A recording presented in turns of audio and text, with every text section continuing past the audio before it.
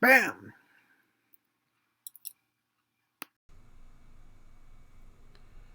Hello everybody, Steve here, and welcome to part 2 of my Chubb Cruiser cutaway project. And as you've seen in the first part, this lock is my lock that I drilled out the rivets and tapped them and put screws in here and got this opened and cleaned up. So this part will be taking the front plate from a cruiser just like this, and I will be taking that front plate and doing the cutaway on that, and that has actually been recorded already. I've already recorded it all, and then it's actually from the cruiser that I did for Chris Capune for his tricky cruiser. So I've already, of course, finished that up and then sent it to him, and he's already done some videos on it. So we'll be cutting out and going to the garage, the big garage, and I'll be showing you how I did the cutaway on the front plate of that tricky cruiser, and then we'll come back and put it all together and stuff. And so you'll be able to see the rest of that process out in the big garage, and then I'll show the last bit of the video, which is me putting the lock together and sending it off to Chris. So let's go out to the big garage. Alright, welcome to the garage. Here's the faceplate off of this Chubb Cruiser that we're doing a cutout on. I already took the dust cover off, just took a grinder to that to take it off. And then on the other side, I've kind of made a mark on where I want to cut it out. So all we need to do is get this mounted in the vise.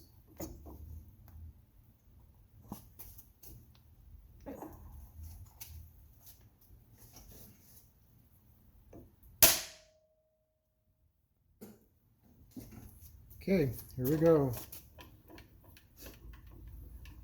So what I'm going to be doing is I'm just going to be drilling in each one of the corners of where I've marked out. And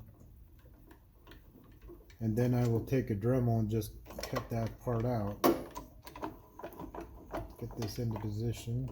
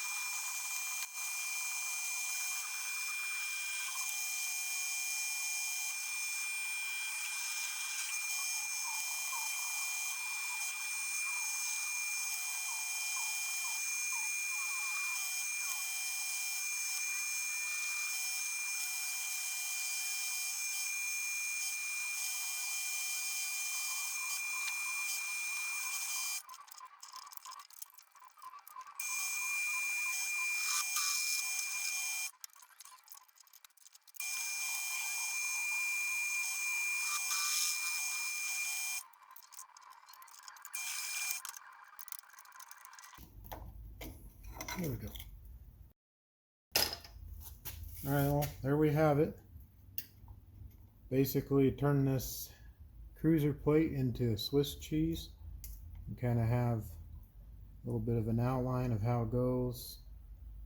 Kind of up and down and around and up here, kind of around like this and here. So So you can kind of see here, and then there's this cutout right here, and then the cutout right here. And I use, basically, since I don't have a mill or anything, all I got at home is a drill press and Dremel and stuff like that. Then doing it this way is the best way. So now I'm going to kind of touch these off on the belt grinder, kind of flatten these out, and then I'll take it over and put it into the vise so that I can use the Dremel to cut this out and finish cutting this out. And then after that I will sand it. So there you go. First step is to drill all the holes in the corners, and that's it. Okay, so here we have the cover plate in the vise. These are all the holes that we made in the drill press, and as you can see, it just basically they come outlined the area that need to be cut out. And so I've cleaned it up, and then I marked where I want to make the cut. So the black parts are the parts that are going to be cut out. And the main reason I do make these holes in all the corners is because when you make a cut with the Dremel, then you end up having an overcut, is what they say, where if you didn't have the hole, then you would have to go overshoot where you want to and then make a line, and it won't look as good. So by making a hole and then just cutting out the area in between them without cutting into where the holes were, then I can be able to make a nice smooth looking cut all the way around. And so this will remove all the material that's not needed so that you can see into the lock when it's in operation, and then having this material here, then it still allows the lock to function like it should. So I have my Dremel, and all I have is just a simple cutoff wheel, and that's what I'll use just to cut it up. So nothing too fancy here. I don't have all the fancy milling machines or lathes or anything like that at the house. All I got is just the biggest piece of machinery I have is the drill press. So we got the Dremel here, and we got some other sanders and grinders too. But so right now, to make this cutout, I'm just going to use this Dremel. So here we go.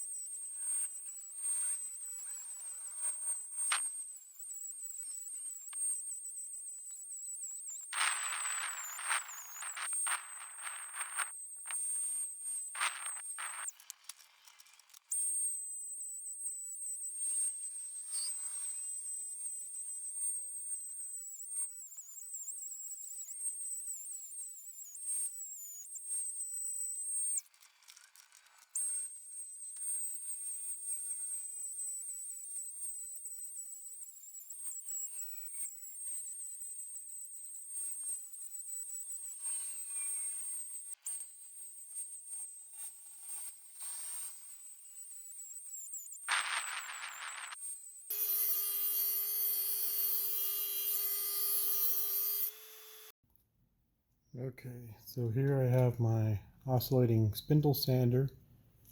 That way we can sand the inside of this face plate.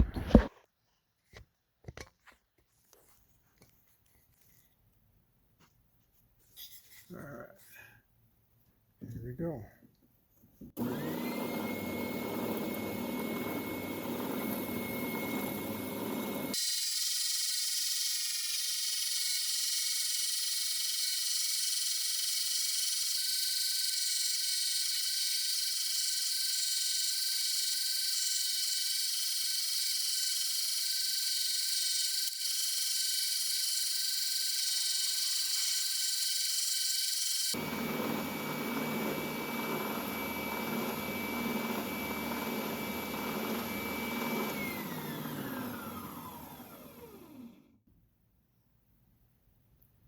Okay, that looks like I got most of it. We'll switch over to the Dremel to help finish that off.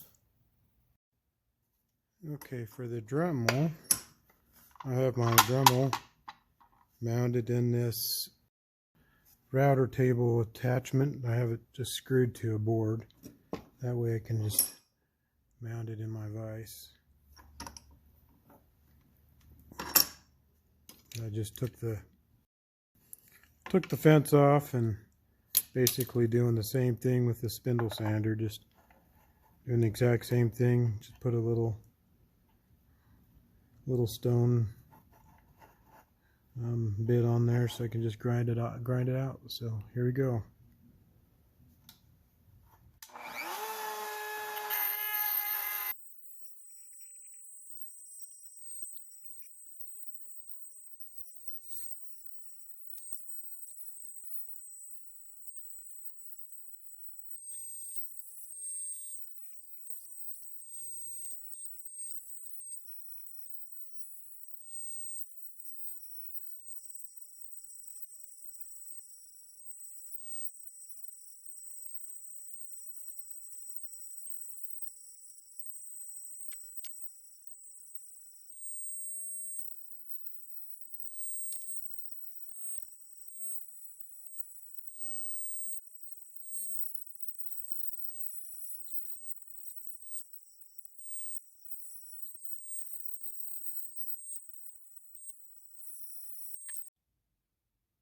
Alright, so I just switched from this bigger one to a smaller one. That way I can get into these corners a lot easier. So far looking really good.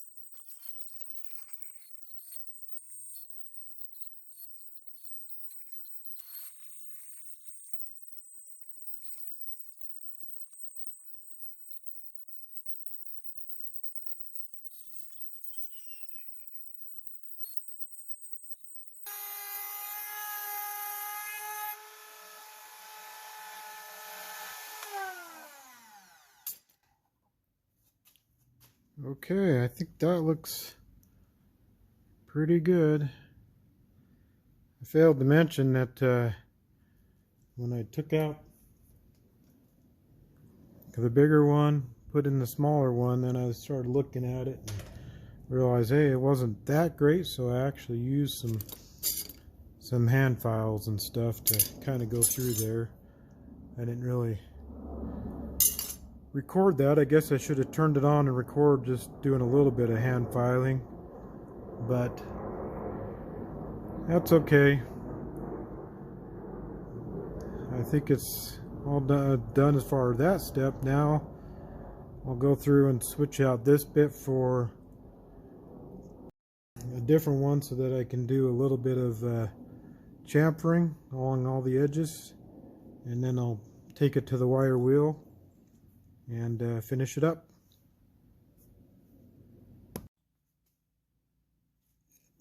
Okay, I just switched out and put in basically one of these, trying to get it to the tip so that it can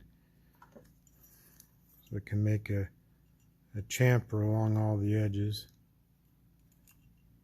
So let's see how it does. I mean, I don't have a really good one, but let's try it, this best one I have. So let's try it, see how it works.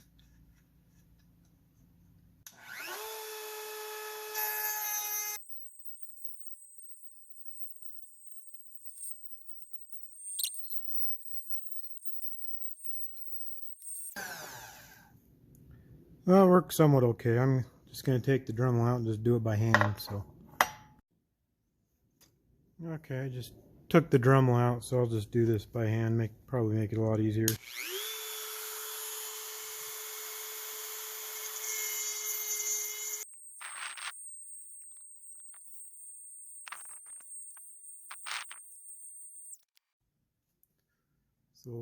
have it here in the vise on this side, I'm just going to use my little wire brush and my drill just to kind of get these edges a little bit better. But I don't want to take it to the big wire wheel because I still want to kind of keep this look as much as possible. So here we go. Let's see if this works.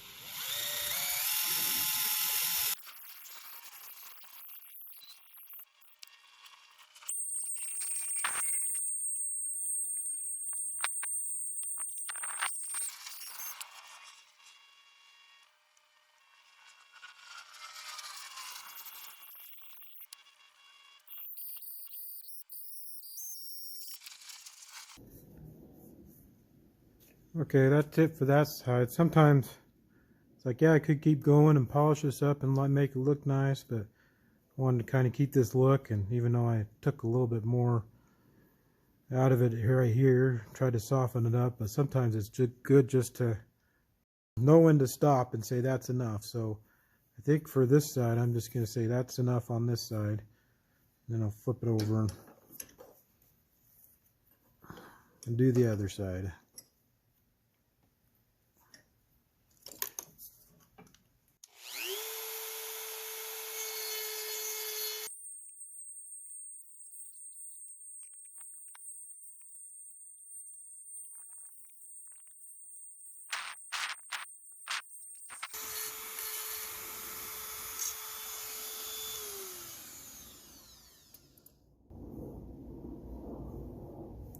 Okay, let's take it over to the big wire wheel, finish it up. Alright, we're at the big wire wheel, never mind the mess, but here we go.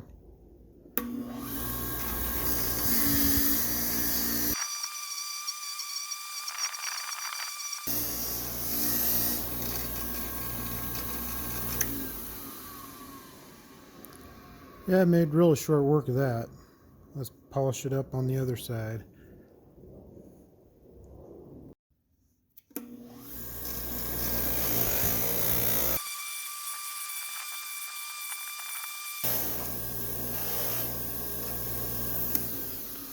Alright, so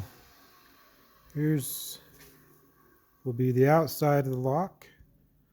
Kind of kept some of this thing up. That's why we did the hand or the smaller wire wheel, and kind of use this stuff to kind of brush it up. This is kind of like Scotch Brite type of stuff, kind of like a abrasive pad. And then the other side, the inside, we're kind of not too worried about it, kind of get it a little bit more polished up and smoother and make it quicker. That's why we did on the bigger wire wheel. And then I have these. This is the exact same thing as this, only mounted on my bench grinder to polish it up. So there we have it. Now we'll clean this up a little bit and put it together, and we'll see how it looks. So I think it turned out pretty nice. So let's go back to the house and get it all put together. Okay, welcome back from the shop. So we have, here it is. We just completed this faceplate with the cutout here, and here's the rest of the lock that we've already cleaned up already, and so now it's time to reassemble it all. And we've basically taken the lock like this, and we have removed the faceplate, cut it, made the cutout, cleaned it up, and now we're just ready to reassemble it all. So here we go. Let's get it all reassembled.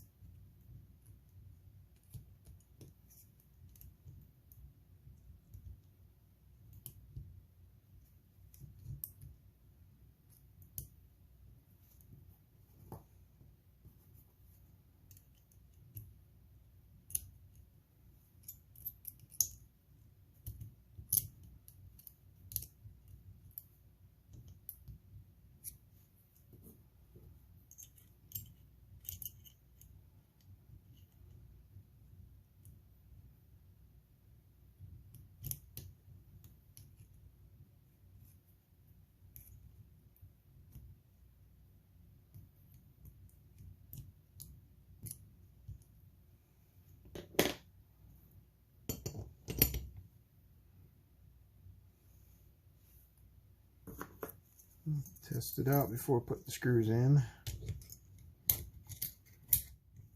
Everything's looking good.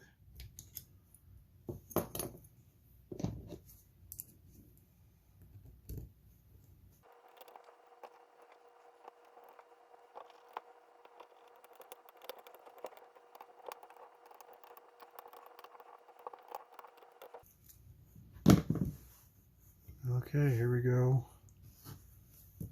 Here's our finished product. Obviously, the dust cover won't work anymore. And there's the washer that was there. Here's our original key. It's been bent, but we'll leave it that way. And we've taken the lock and kind of tried to keep that old look that it had. Nice patina look, I guess you could call it. We got the cutout. You can see all the insides, all 6 levers, and you got the back bolt back there, shackle, and we can see all that, all the workings going on. This has a monitor lever on there, so it's kind of nice to see this working. So put the key in. You can see all the levers going up. Bolt gets thrown, shackle comes open. So I'll see that happening. So the whole idea with the monitor lever is if somebody picks this lock, then it will show up with that monitor lever there, so you could see that bar in there and tell that it's been picked. So, but if you do use the key, then obviously it's not there. But there we go. There's the finished product.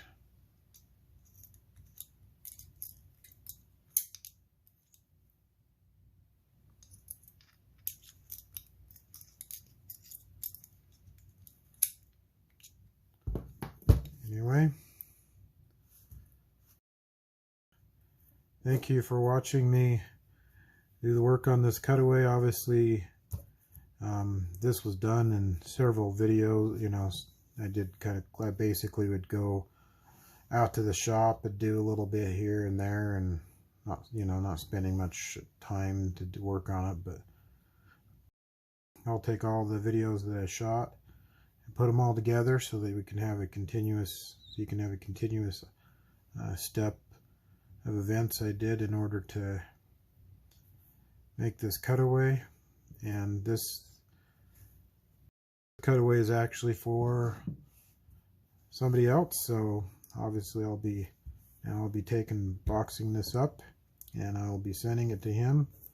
And I won't, after I get done putting all the video together and stuff like that, it'll probably be after he receives it and opens it up for himself. So, but that gives you an idea on how that works. So thank you very much for watching and staying with the whole process. But if you have any comments, please leave them below.